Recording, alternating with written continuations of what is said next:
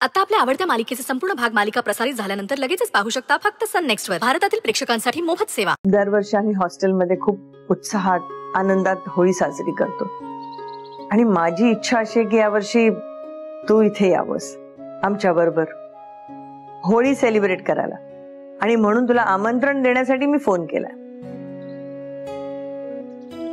नाही नाही, त्याला आमंत्रणाची काय गरज आहे मॅडम? ते ऍक्च्युली मला साहेबांशी पण बोलावं लागेल.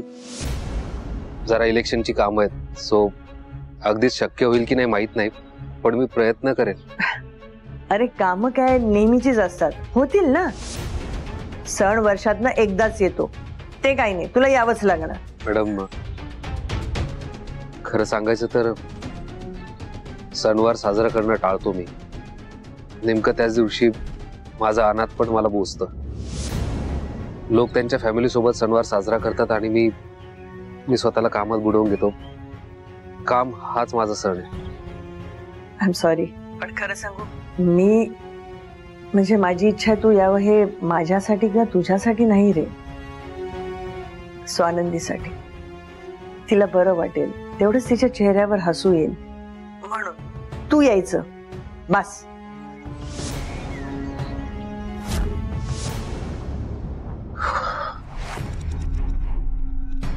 स्वानंदी.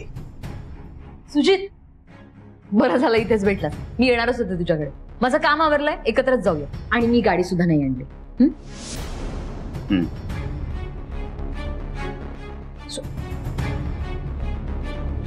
स्वानंदी, मला वाटलंच तू इथेच असशील. किती काम करशील? बस झालं आता. थोडंच राहिलंय, ते संपवते आणि मग निघते.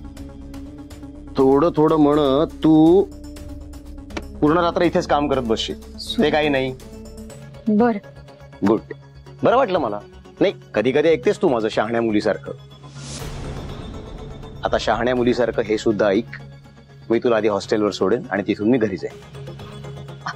सुजित, आपण हॉस्टेलच्या रोडने नाही जाणार आहोत ना? म्हणजे आपला रूट वेगळा आहे. संचिता, माझी गाडी मी ठरवेन कुठं व्हायचं कुठं नाही. तू कशाला लोड घेतेस उगाच? तसं नाही. तुला उशीर होतोय, संचिताला उशीर होतोय. एक काम कर, मग तू रिक्षाने जा. अरे नाही, तसं काही नाहीये. मी फक्त यासाठी म्हणत होते की दिवसभर खूप काम केलंयस, मीटिंग झाल्यात, सो लवकर निघालो तर आराम सुद्धा करशील ना तू, म्हणून. बाकी काही नाही. सुजित सर, हो तुम्ही खरंच घरी जा आणि आराम करा. एक मिनिट, काय चाललंय इथे? कोण घरी कसं जाणार ह्यावर मीटिंग भरवायची का आता आपण? कमॉन, अजिबात नाही. मी म्हणतोय तसंच होणार. मी आधी तुला हॉस्टेलवर सोडणार आणि त्यानंतर मी घरी जाणार. ओके संचिता? असंच घडणार. चल, बॅग भरून घे. एक नंबरची गावंढळ आहे, गावंढळ. सुजित चल म्हणाला आणि ही गेली लगेच मागून त्याच्या. मला चांगली संधी मिळाली होती आज सुजित बरोबर अख्खी संध्याकाळ एकत्र घालवायची, पण नाही, तडफडली ही मध्येच. गोड बोलूनच डिनरला सुद्धा नेलं असतं त्याला. पण आता या गावंढळ मुलीची बडबड ऐकावी लागणार आहे. शिट. चल स्वानंदी, त्या नवीन प्रोजेक्टचं काम सुरू केलंस का तू? हो सुजित सर, माझं सगळं प्लॅनिंग झालंय. मी फाईल तयार करून तुम्हाला दाखवते. गुड. सुजित, मी सुद्धा माझ्याकडून लाईनअप बनवलाय. हा, मला माहितीच होतं स्वानंदीला वेळ लागेल. ती नवीन आहे ना, म्हणजे तिच्यासाठी हे काम नवीन आहे. त्यामुळे मी माझ्याकडून सगळं उरकून घेतलंय आणि शर्मांचं डील आपण क्रॅक करू. हे बघ, माझं सिनियर शर्मांशी बोलणं झालेलं आहे, सो ती ऑर्डर आपल्यालाच मिळेल. Don't worry. गुड. काय आता काय या कामासाठी मी तुला मेडल वगैरे द्यायचंय का? कमॉन संचिता, सिनियर आहेस तू, इतक्या वर्षांपासून आपल्या फर्म सोबत आहेस. एवढं तर करायलाच हवं तू. एवढं एक्सपेक्टेड आहे तुझ्याकडनं. तसं नाही. स्वानंदीकडे बघ. मोठ्या मोठ्या इन्स्टिट्यूट मधनं बाहेर पडलेले MBA सुद्धा जितक्या सफाईनं काम करत नसतील तितक्या सफाईनं स्वानंदी काम करते. स्वानंदी, हो, I am really proud of you. खरंच. तुमच्या आई बापाने हे शिकवलं का रे तुम्हाला? कळत नाही का? अक्कल नाही? शेखर, हा सर. काय किती वाजलेत? काय एवढा आडावडा करतोयस? Sorry sir. अहो ती बाजूची वस्तीतली मुलं. मी 5 मिनिटासाठी वॉशरूमला गेलो तर तेवढ्या वेळात माझी बसायची लाकडी खुर्ची घेऊन पळून गेली. मी मागे धावलो त्यांना पकडायला तर म्हणे होळीत टाकायला घेऊन चाललोय. आणि म्हणतायत ही जुनी झाली आता नवीन घ्या. त्यांच्या बापाची इस्टेट आहे, नवीन घ्या काय नवीन घ्या. आणि सर जाता जाता मला चिडवून पण गेली. चाचा की खुर्ची, चाचा की खुर्ची. सर मी चाचा वाटतो का त्यांना? त्यांच्या बापाच्या पण वयाचा नसेल मी चाचा म्हणे. तुला राग नक्की कसला आलाय?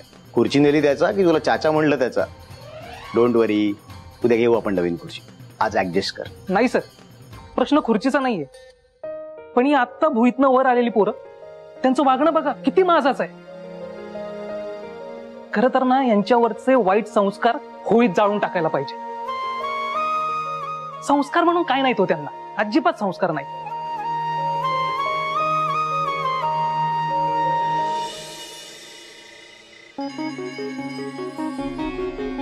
मॅडम, ये.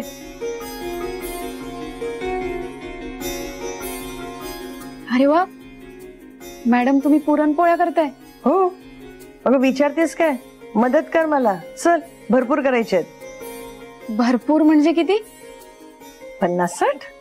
50-60? अगं दरवर्षी होळीला पुरणपोळ्या करतो आम्ही. किमान 2 तरी पोळ्या यायला हव्या की नाही? आता गप्पा काय मारतीयस? भाज ना पोळी.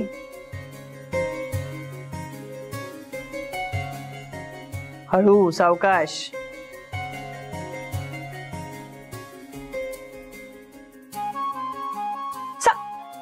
सावकाश. पुरणपोळी आहे ती. हलक्या हाताने लाटायची असते, हलक्या हाताने परतायची. तूप लावून जाऊ दे, तुला सांगण्यात काही अर्थ नाहीये. तुझं लक्ष इथे असायला हवं ना. ते काय म्हणतात, नजर घटी, दुर्घटना घटी, ते झाले तुझं. हो मॅडम, नजर हटून दुर्घटना नाही घटणार तर काय होणार? अहो किती सुंदर पुरणपोळ्या केल्यात तुम्ही. पण तुम्हाला एक सांगू का, तुम्हाला असं पुरणपोळ्या करताना बघून मला माझ्या आईची आठवण आली. माझी आई पण असंच करायची. सणावाराच्या दिवशी मला स्वयंपाकाला घेऊन बसायची. म्हणायची, स्वानंदी, सासरी जाण्याच्या आधी ना तुला सगळं यायला पाहिजे.